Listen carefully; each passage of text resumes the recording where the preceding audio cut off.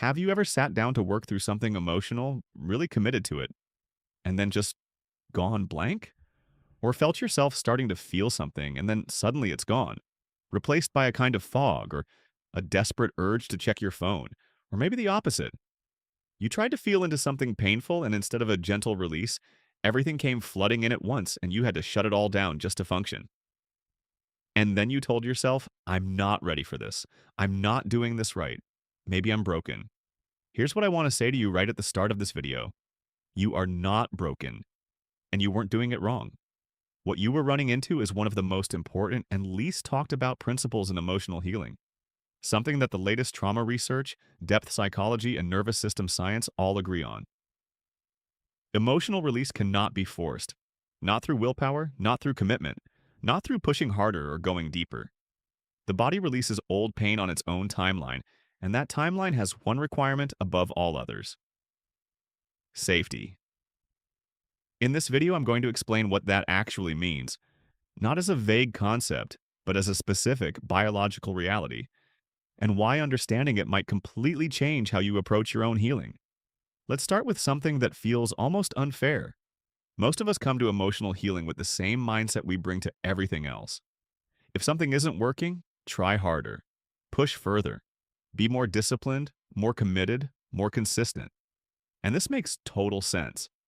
In most areas of life, effort produces results. But the nervous system doesn't work that way. And when we apply that same logic to emotional healing, something strange happens. The harder we push, the more defended we become. You might recognize this experience. You're in a moment of trying to feel something: grief, anger, a deep longing. And just as it starts to surface, something in you contracts, shuts it down, changes the subject, gets suddenly very analytical about the whole thing, or dissociates entirely. This is not weakness. This is not avoidance in the simple sense. This is your nervous system doing its most fundamental job, protecting you.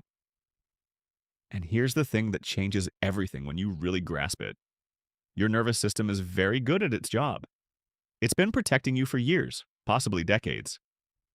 It learned somewhere along the way that certain feelings were not safe to fully feel, and it built defenses accordingly. Sophisticated, reliable, automatic defenses. When you try to force your way past those defenses, they don't lower, they strengthen. This is what Peter Levine, the founder of Somatic Experiencing, discovered in decades of working with trauma and the body. The nervous system isn't the obstacle to healing. It's actually the vehicle for it. But it has to be approached on its own terms. And its terms are simple. It has to feel safe enough first. So why doesn't the body feel safe? Why does it hold on?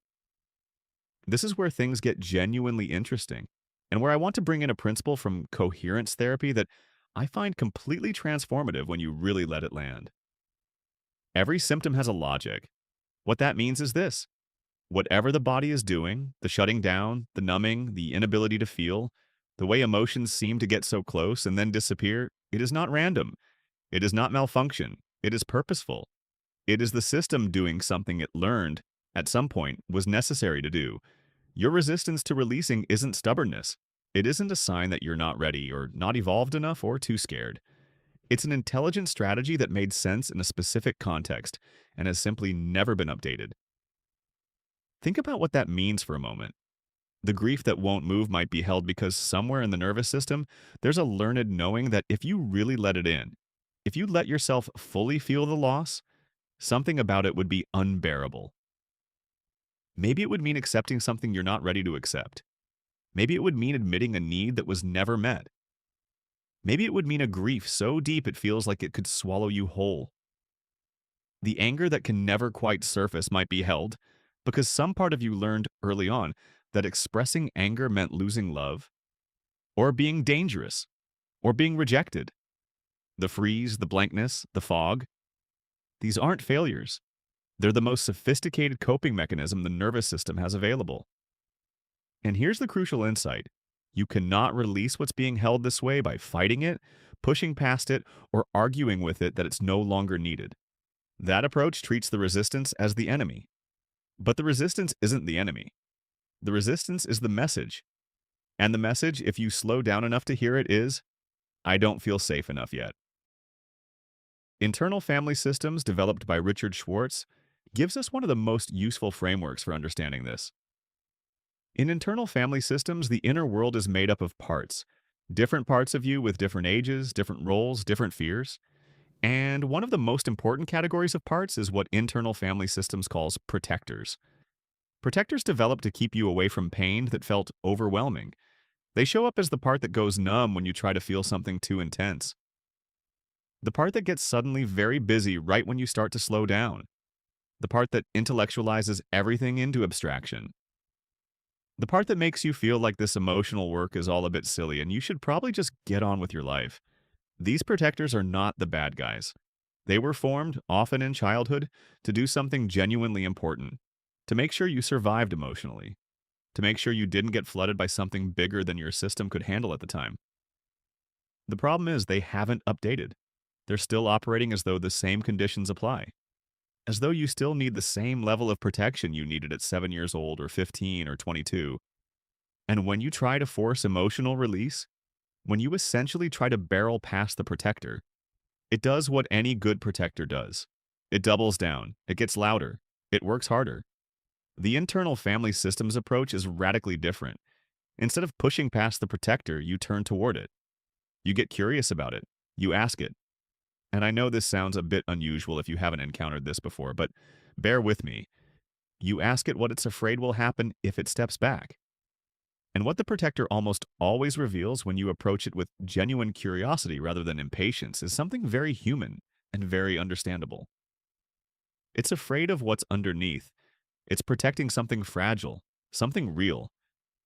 When the protector feels genuinely seen and understood, not overridden, not dismissed, not negotiated with, but actually met, something begins to change. It starts to trust that you can handle what's underneath. And then, sometimes slowly, sometimes quite quickly, it creates an opening.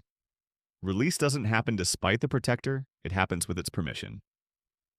Now let's talk about what release actually looks like at the level of the body, because I think a lot of people have a mistaken idea about this.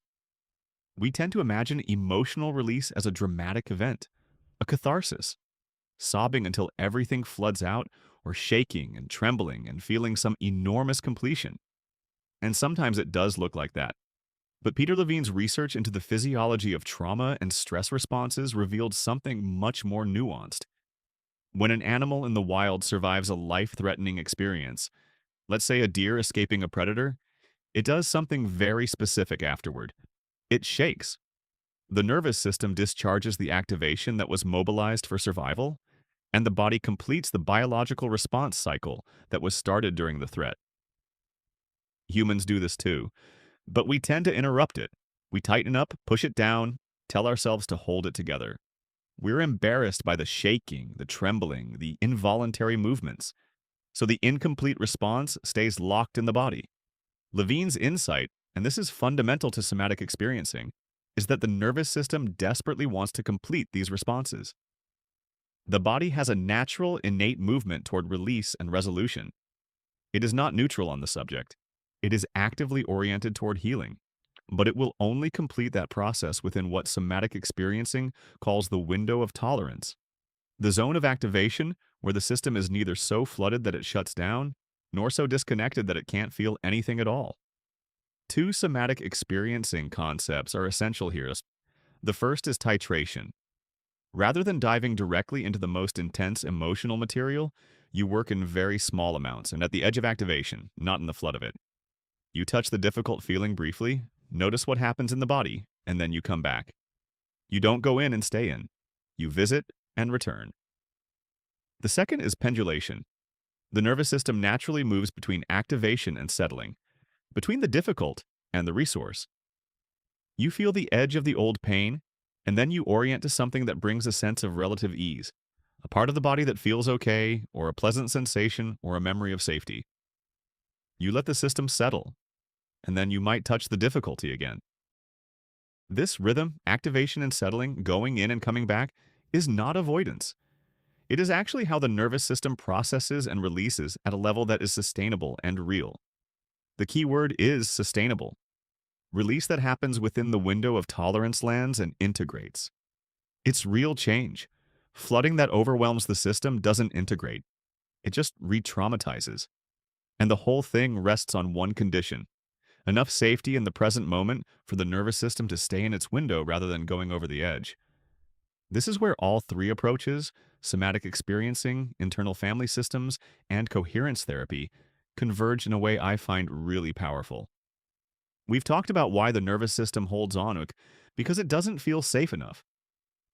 But it's worth asking a deeper question. Why doesn't it feel safe? What is the safety it needs that it hasn't yet received? Coherence therapy offers the most precise answer to this that I've encountered. Often the body holds on to old pain not just because the feeling is intense, but because, at the level of implicit emotional learning, releasing it would mean accepting something that feels worse than holding it. Let me say that differently because it's subtle. The grief doesn't want to move because somewhere in the system, there's an unconscious knowing that fully accepting the loss means accepting that it really happened. And if it really happened, some part of the original pain, the helplessness, the unfairness, the need that went unmet, becomes undeniable. The anger that can't surface might be held in place by the knowledge that releasing it means giving up on the hope that things could have been different, that the person who caused harm will somehow one day be held accountable in the way you need them to be. The freeze might be the only remaining thread of connection to a time or person you can't bear to fully leave behind. None of this is conscious. It's operating in what coherence therapy calls the pro-symptom position, the unconscious emotional logic that makes holding on more necessary than letting go. And this is why simply creating body safety isn't always enough. The nervous system needs to feel safe in its environment. Yes, but it also needs the hidden reason for holding on to be found, acknowledged, and understood. Not fixed, not argued out of, just seen. When that hidden logic is brought to light, when you can genuinely feel, oh, of course this was held, because letting go meant this, something profound shifts.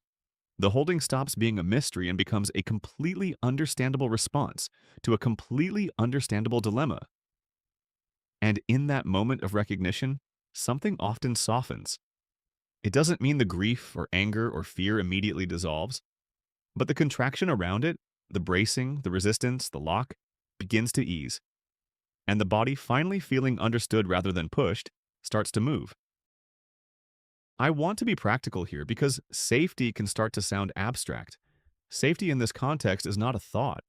It's not convincing yourself that you're okay. It's not affirmations or positive reframing. Safety is a felt sense in the body, a quality of the nervous system being able to settle even slightly rather than brace. And it comes from very specific conditions. 1. The present moment being genuinely different from the past. One of the most important things you can do when working with difficult emotional material is to keep bringing yourself back to what is actually true right now. Notice what's around you. Feel the surface you're sitting on. Look at the actual room. The nervous system processes threat and safety through the body's felt contact with the present. And part of what keeps old pain activated is the nervous system not distinguishing clearly between then and now. 2. Going slow enough that the system doesn't flood. This one is counterintuitive. We tend to think going slowly means not doing the work. But titration is the work. Visiting the edge of difficult feeling for 30 seconds and then coming back to a neutral body sensation is not avoiding the material. It is how the material moves. Slowly and sustainably. 3. Meeting yourself with curiosity rather than demand. There's an enormous difference between approaching your own inner experience with, why won't this move, what's wrong with me, versus, I'm noticing resistance here. That's interesting, I wonder what it's protecting. The first adds another layer of threat. The second creates the quality of presence, what internal family systems calls self-energy, that protectors can actually trust. 4. Not having to do it alone. This one matters more than it might seem. The nervous system regulates in relationship, co-regulation. Human connection, being with another presence that is calm and not frightened by what you're carrying, is one of the most powerful cues of safety the system has access to. Whether that's a therapist, a trusted person in your life, or even a carefully held structured process, The sense of not being alone with the material changes something in the body's willingness to move. Here's the thing I most want you to take from this video. The emotions that have been held the longest are often the ones the body most wants to release. They haven't stayed because you've failed to release them. They've stayed because the conditions weren't right yet, because the safety wasn't there yet, because the hidden logic hadn't been found yet. That is not a character flaw. That is biology. And biology, when it's working correctly, which it is, moves in the direction of completion. The nervous system is not neutral about your healing. It wants to process. It wants to complete. It wants to move. Your job is not to force it. Your job is to stop doing the things that signal threat, the pushing, the bracing, the self-judgment, the demand that this happen faster, and start doing the things that signal safety. Go slowly. Stay curious. Honor the resistance. Let the pace be what it needs to be. Because when the body finally gets the signal that it's safe, genuinely safe, it doesn't need convincing to let go. It already knows how. Before I go, I want to mention something for those of you who want to actually work with what we've covered today, rather than just think about it. The AI memory reconsolidation tool on the RewireToRelease website was built specifically to support this kind of process. It opens by helping you arrive and ground, not jumping straight into the difficult material, but creating the conditions of safety first. It then gently guides you toward the pattern you're working with, and from there into the hidden emotional logic underneath it. The pro-symptom position that Coherence Therapy talks about. It honors that logic rather than fighting it. And then, when the time is right, it helps you open to something new. The whole thing is designed to go at your pace. The AI tool doesn't push. It doesn't rush toward resolution. It follows where you are. This is not therapy. It's not a replacement for professional support, but for self-reflection, for starting to feel your way into these patterns, for having a structured, compassionate process available to you at any time. It's exactly what I wish had existed when I first started this work. The link is in the description. One payment, unlimited sessions. And if this video landed for you, subscribe, because everything we're building here is about one thing: real change, no coping. That's what you deserve. See you in the next one.